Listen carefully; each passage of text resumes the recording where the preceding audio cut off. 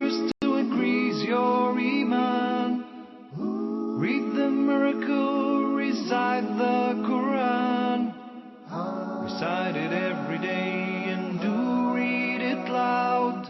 The verses of Qur'an are all Muslims' pride. This miracle was revealed over a long time span, sent from Allah to an angel, then to a man. That man was Muhammad, the best of creation. بسم الله الرحمن الرحيم. الحمد لله رب العالمين، والصلاة والسلام على أشرف المرسلين سيدنا محمد وعلى آله وصحبه أجمعين. Dear viewers, Assalamu alaikum wa rahmatullahi wa barakatuh, and welcome to a new episode of Correct Your Recitation. I would like to begin this episode with a hadith. Is when Aisha, may Allah be pleased with her, was asked about the character of Prophet Muhammad, peace be upon him. How was it? Her answer was that the Prophet's character sallallahu alaihi wasallam was the Qur'an. كان خلقه القرآن. Very brief but very precise. As a matter of fact, Al-Imam al-Nawawi, may Allah have mercy on him, mentioned in his commentary on this hadith that the Prophet sallallahu alaihi wasallam acted in accordance with the Qur'an, adhering to its limits, following its etiquette, paying heed to its lessons and parables, pondering its meanings, and reciting it correctly and properly. Very valuable words. So to have your characters, your manners, your behavior be similar to the Prophet sallallahu alaihi wasallam, to have it as exactly the Qur'an commands us to do, then one has to begin by correcting his recitation, pondering the meaning of what he recites, and acting upon what he learns, adheres to the limits of the Qur'an, paying heed to its lessons and parables. And this is the first step on the right track, by learning how the Prophet ﷺ used to recite the Qur'an properly. Before scratching the surface, we have to learn first what are the manners of the recitation of the Qur'an. This is not an ordinary book. This is the book of Allah the Almighty. So one has to adopt specific and certain manners while reading the Qur'an, and prepare himself mentally and physically before and while reciting the Qur'an. The first important fact is that one who is reciting the Qur'an must realize that the origin of the words of the Qur'an is Allah Himself. Allah the Almighty said in Surah Al-Hajj, إِنَّا نَحْنُ نَزَّلْنَا الذِّكْرَ وَإِنَّا لَهُ لَحَافِظُونَ, which means, verily it is us, we, who have sent down al-dhikr, al-Qur'an, the reminder, and we shall preserve it. We here, that pronoun refers to Allah the Almighty, the singular who is glorifying Himself. We have sent down the Qur'an, and we shall preserve it. So the Qur'an is directly from Allah the Almighty. Also in other verses, Allah subhanahu wa ta'ala says, such as in Surah Al-Sajdah, تنزيل الكتاب لا ريب فيه من رب العالمين. This book is tanzeel, no doubt, was sent down by Allah, the Lord of everything that exists. And He also said in Surah Fussilat, تنزيل من حكيم حميد. It was sent down by one who is all wise, all worthy of praise. That would lead you to deal with the Qur'an differently, different from any other book, because now you're reading the words of Allah the Almighty, and that would require the reciter to ward off any distraction or any source of distraction that could divert his attention while he's communicating with Allah, while he's listening to Allah the Almighty speaking. And that would lead him as well to ponder its meaning. The greatest reward which the Prophet ﷺ promised the reciter of the Qur'an, by receiving 10 good deeds at least for reciting and reading each one letter of the Qur'an, will be maintained when the reciter recites by the tongue and he pays heed and he ponders its meaning, he reflects upon it, and that would require him to interact and react. How? The reciter would believe that Allah is addressing him every single verse in the Qur'an is not necessarily was addressing just Bani Israel or nations which were before Islam or other people. No. To apply every verse as it is sent to you, as it is addressing you. And that is the meaning of interacting with its verses. So for example, when Allah subhanahu wa ta'ala says, يَا أَيُّهَا الَّذِينَ آمَنُوا اتَّقُوا اللَّهَ حَقَّ تُقَاتِهِ وَلَا تَمُوتُنَّ إِلَّا وَأَنْتُمْ مُسْلِمُونَ, which means, all you who believe, fear Allah as it should be, the proper way. Keep your duty to Allah as it should be. And die not but as Muslims. You should not think that Allah is addressing other people. You should begin by yourself, that Allah is talking to you. If you are one of the believers, then He is addressing you. So when you acquire this quality and you ponder the meaning of the Qur'an, and you feel that Allah is talking to you and is addressing you, you start reacting with it. You start responding. And this is exactly what the Prophet ﷺ used to do. When Hudayfa ibn al-Yaman, may Allah be pleased with him, happened to join the Salah with the Prophet ﷺ once, and it was a night prayer. He said, I once offered the night prayer with the Prophet ﷺ.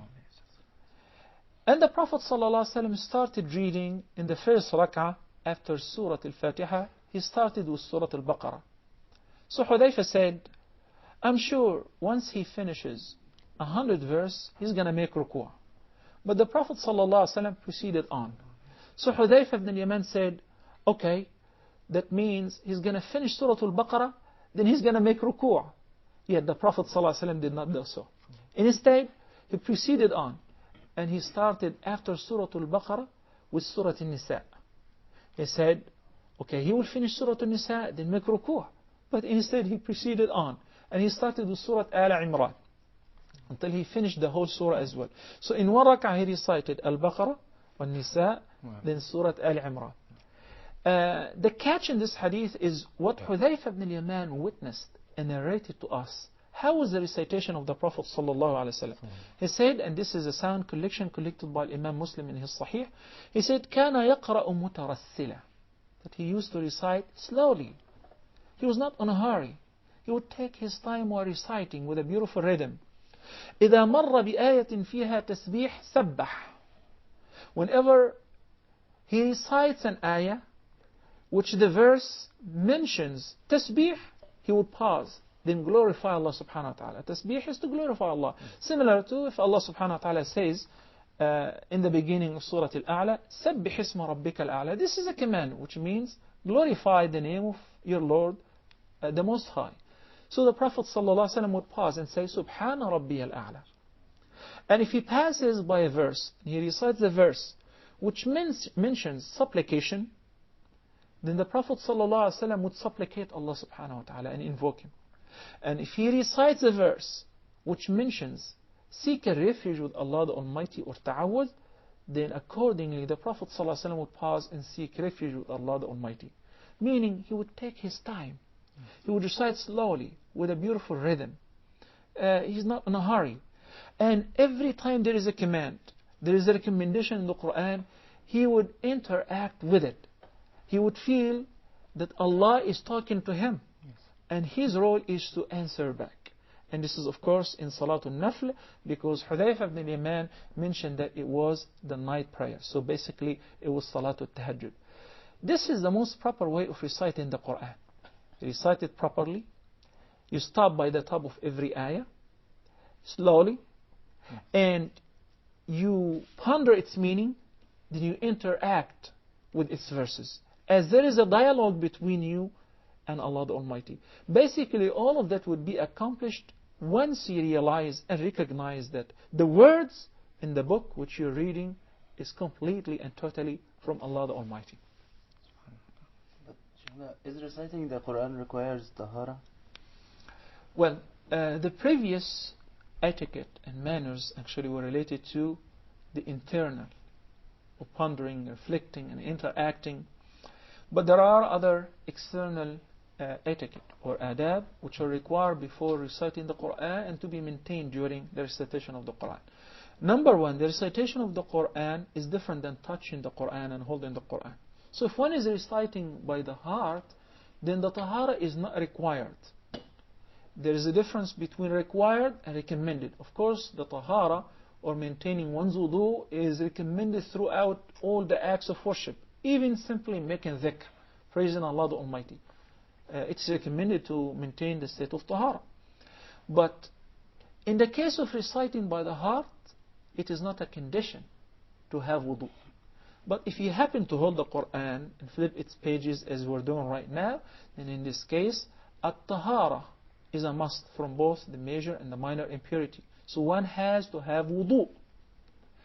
Allah the Almighty says في سورة الواقعة لا يمسه إلا المطهرون. Many of the interpreters of the Qur'an said the meaning of this verse, that the Qur'an should not be touched but by the purified ones, those who maintain their tahara. There are of course other list of adab, the external adab, such as if you're ready to recite the Qur'an, use the miswak. Brush your teeth with the miswak, as the Prophet ﷺ has said that the miswak is matharatun lil fam, mardatun lil rabb, is a mean of cleaning up your mouth and personal hygiene, and meanwhile it's a source of bringing the pleasure of Allah subhanahu wa ta'ala, because it pleases Allah the Almighty. Facing the Qibla is also recommended. It is not a must though. You may recite the Qur'an in any direction, but we're talking about the etiquette which is recommended in this condition is to face the Qibla if you have the way of facing the Qibla while reciting the Qur'an. Also, if we're ready to recite the Qur'an, we should remember that Allah the Almighty says في سورة النحل فإذا قرأت القرآن فاستعذ بالله من الشيطان الرجيم. So whenever you come to recite the Qur'an, then you must seek refuge with Allah from the outcast Satan. So seek a refuge with Allah the Almighty against Satan should be in the beginning of the recitation of the Qur'an. Of course, the technique varies and differ based on the status and the condition of the reciter, and whether in the Salah or outside the Salah. I mean, how would you recite it? Out loud or silently? If you happen, Abdullah, to recite the Qur'an silently on your own, then it is recommended to begin by seeking refuge with Allah the Almighty silently as well.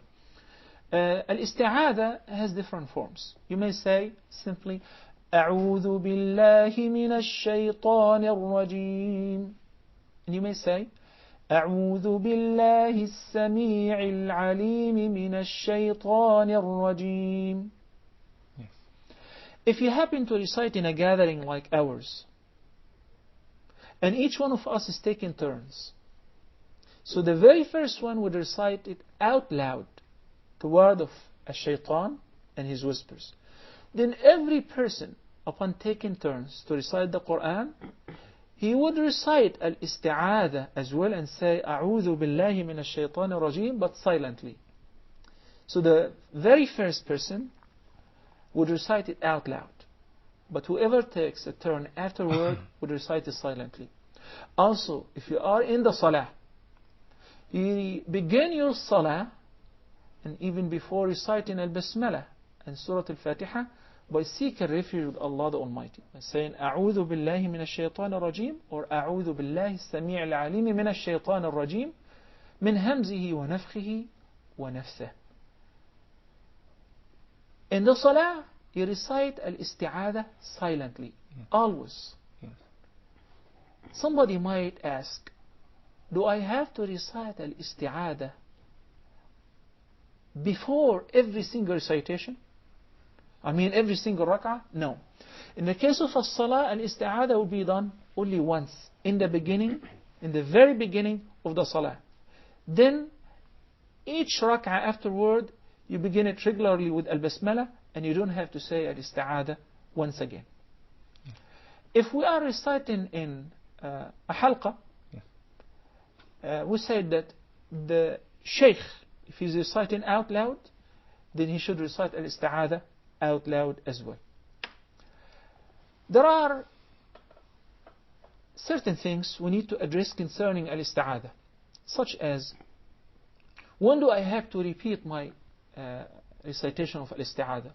Or once I recite it in the beginning, that's it. When? If there is a small or a short break, such as for drinking or sneezing, that would not require you to redo al-isti'adha or recite it again. But if the interruption is kind of long, such as greeting somebody, having a side conversation, eating, answering your phone, and so on, then in this case, before reciting once again, you're required to recite al-isti'adha one more time. Al-isti'adha is very helpful, and that's why Allah subhanahu wa ta'ala said, فَإِذَا قَرَأْتَ الْقُرْآنَ فَاسْتَعِذْ بِاللَّهِ مِنَ الشَّيْطَانِ الرَّجِيمِ, because it helps you to focus, and it helps you to ward off any distraction could happen to you while reciting the Qur'an. This is similar to the Salah, because a shaitan would do his utmost to keep you away from pondering, first from reciting. But if you decide to recite, then he would do his best to keep you away from understanding what you're reading. But al-isti'adha would kick him out and will keep you safe from the whispers of a shaitan throughout your recitation. But Sheikh, I want to ask a question about isti'adha in committing prayer. Is it permissible to make isti'adha during the whole prayer? Because I may feel that I don't concentrate in prayer. It is the act of shaitan. Okay, this is actually a good question. Now we're not talking about al-isti'adha, which is required prior to the recitation according to the verse. Yeah. We're talking about al-isti'adha, which happens due to any distraction Yes. that could take place in the salah, whether while you're reciting the Qur'an or listening to the Imam reciting the Qur'an, especially in long prayers such as Taraweeh and night prayer and so on. It is prescribed that one should turn to his left side and blow twice like that, would do without any saliva, Yes. and would say, أعوذ بالله من الشيطان الرجيم. That would bring his attention back to him, Yes. and would ward off any distraction or whispers of a shaitan. But is it permissible to turn left during the salah and making such a thing? We need to address this physically, so that you don't turn left, that you don't turn totally left. Yes. But you just turn your head left a little bit and make sure that you don't do that while somebody is to your left, and he would notice that Yes. you might be spitting on him. Actually, you're blowing. There is a difference, and we say this is repeatedly. There is a difference between spitting and blowing. Yes. The term in Arabic is tafl, and a tafl is light blowing without any excretions, without any saliva, like this. Yes. Similar to the one which we say you do it whenever you see a bad dream, you turn to your left side and you blow twice, and you seek refuge with Allah once again from the outcast Satan twice. Whatever you see of bad dream, that will never take place as long as you do that. Anyway, we'll take a short break and we'll be back inshallah in a few minutes. We'll leave you in peace. Assalamu alaikum wa rahmatullahi wa barakatuh. Stay tuned. Recite it every day and do read it loud.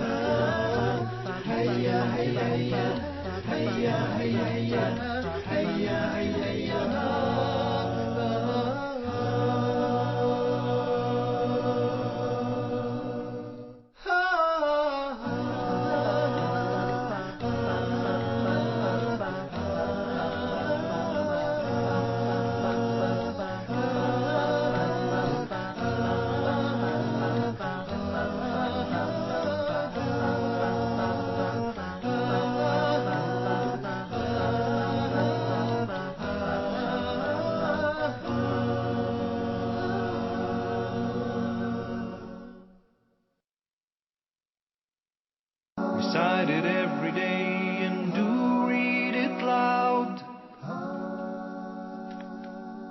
Assalamu alaikum wa rahmatullahi wa barakatuh. Welcome back. In the last segment we cover the concept of al-isti'adha and saying al-isti'adha, which is seeking refuge with Allah from Satan by saying أعوذ بالله من الشيطان الرجيم, when to recite it silently and when to recite it out loud. And we said it's recommended and prescribed both in the Salah and outside the Salah as well. Right after reciting al-isti'adha, there is al-basmala, Yes. And al-Basmala is taken from the verse or the phrase Bismillah ar-Rahman ar-Rahim, which literally means in the name of Allah, the Beneficent, the Most Merciful. And I would like actually to give you a homework so that you search for the difference between Ar-Rahman and Ar-Rahim. These two beautiful names of Allah the Almighty are taken from the source Rahmah. And if Ar-Rahman and Ar-Rahim would provide the same meaning, then why did Allah subhanahu wa ta'ala repeated it twice?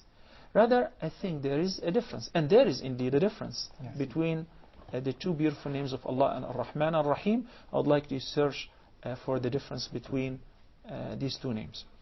Now, concerning Al-Basmala, how many surahs, chapters of the entire Qur'an? The Qur'an consists of 114 surahs. So how many Bismillah ar-Rahman ar-Rahim in the Qur'an? 114 as well. 114. Does it mean that you should begin every surah with the recitation of Bismillah ar-Rahman ar-Rahim? I don't think so. There is one surah in the Qur'an which there is a general consensus amongst the reciters and the scholars of Tajweed that we should not begin this surah with Al-Basmala due to its contents. This surah is called Surah At-Tawbah, the repentance, or Bara'ah, because it begins with this word Bara'ah. Basically, this is a surah which Allah subhanahu wa ta'ala poses severe warnings to the disbelievers, and He disowns them, and Allah the Almighty threats them in this surah, and also He wages a war against them. So Al-Basmala, we stated that it has mercy, Bismillah ar-Rahman ar-Rahim, while the surah was very severe and harsh against the disbelievers, so it did not suit the surah. And that's why that is the only surah in the Qur'an which we don't recite Al-Basmala. But you just said that there are 114 Bismillah ar-Rahman ar-Rahim in the Qur'an.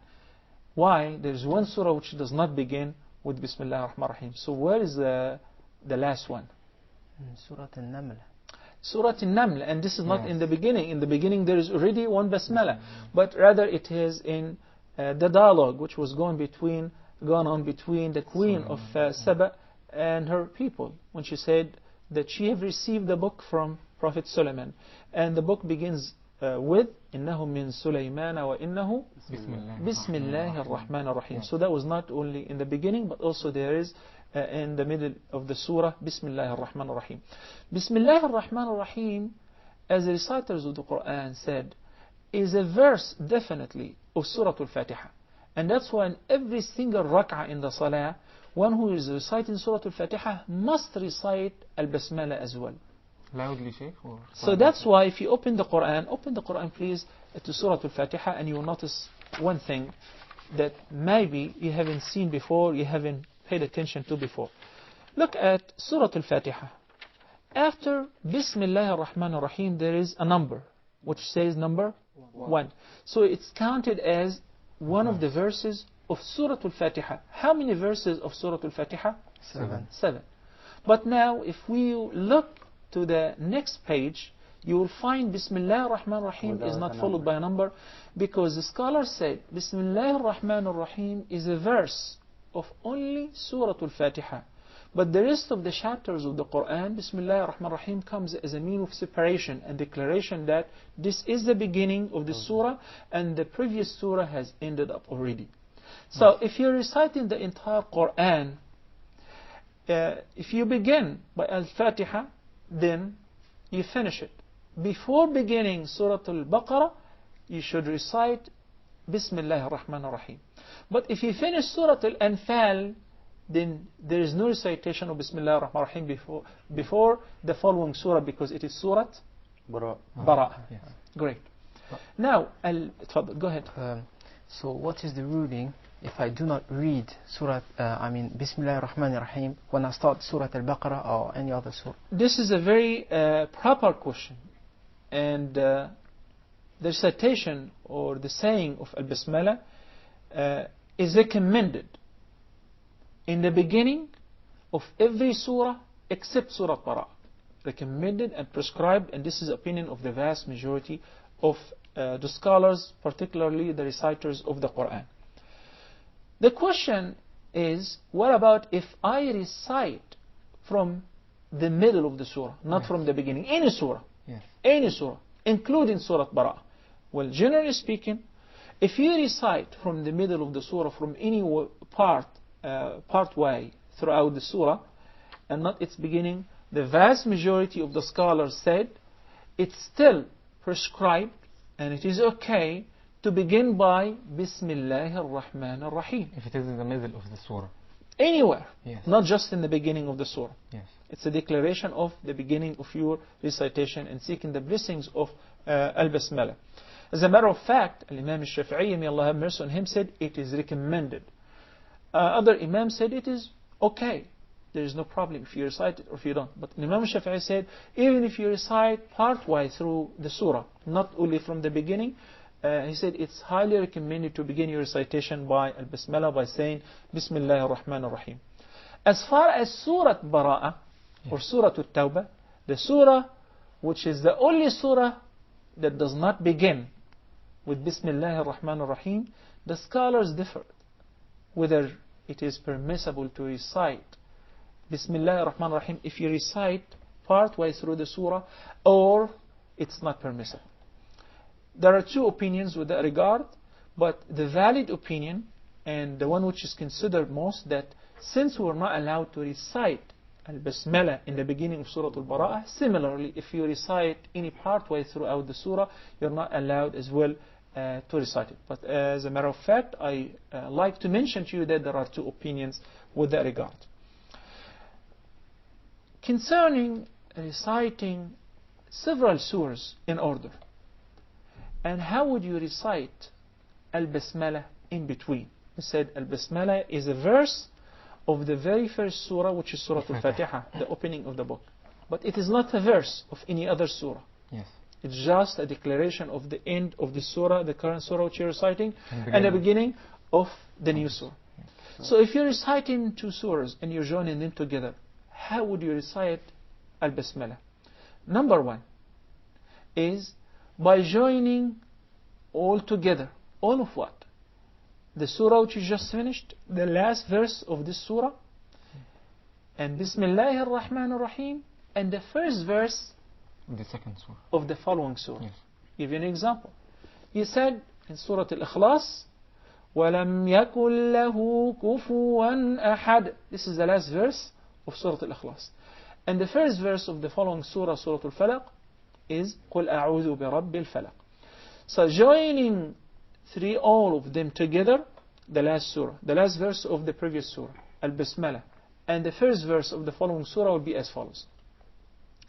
وَلَمْ يَكُنْ لَهُ كُفُوًا أَحَدٌ وَلَمْ يَكُنْ لَهُ كُفُوًا أَحَدٌ بِسْمِ اللَّهِ الرَّحْمَنِ الرَّحِيمِ قُلْ أَعُوذُ بِرَبِّ الْفَلَقِ.